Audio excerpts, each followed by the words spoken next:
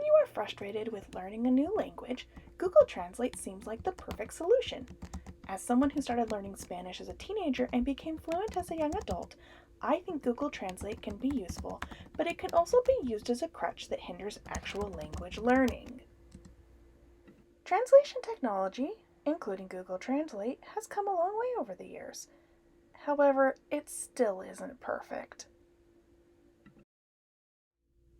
I wrote a message in Spanish and sent it to my husband when we were dating. He used Google Translate to translate my message into English, then he used it again to send me a message back in Spanish. This is part of it. Así que, ¿hablas cualquier inglés?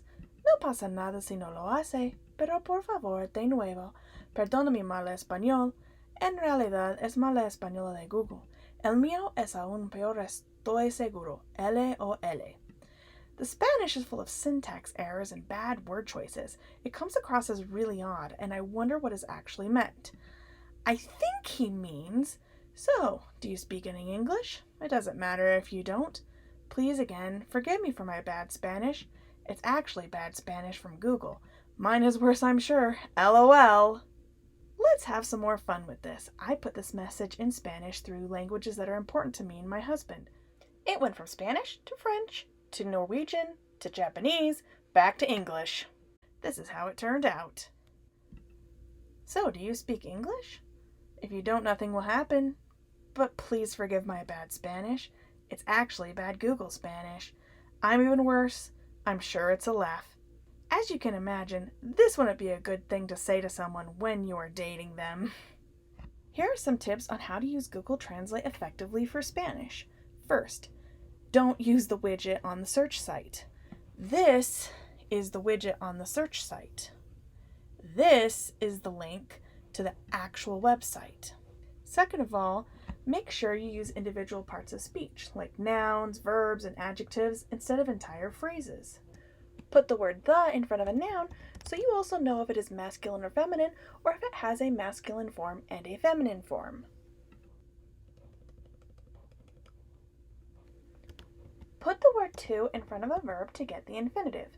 I like it when it gives me a list of other verbs that are synonyms. This helps prevent me from using an English homonym inappropriately.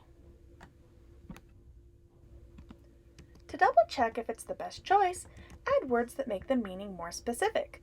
This works for more than just verbs.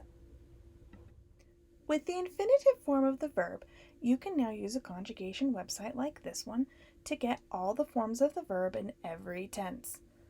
There may be even some tenses you didn't know about. Also, what I like is down here at the bottom it has some examples of the verb being used, so once again you can double check that you have the correct verb for the meaning that you want to convey. Here's a recap of all of the tips. Number 1, use the actual website. Number 2, translate parts of speech, not entire phrases. Number 3, put the in front of a noun. Number 4, put to in front of a verb. Number 5, if needed, add words to make the meaning more specific. And number 6, use a conjugation website for conjugation. Happy translating!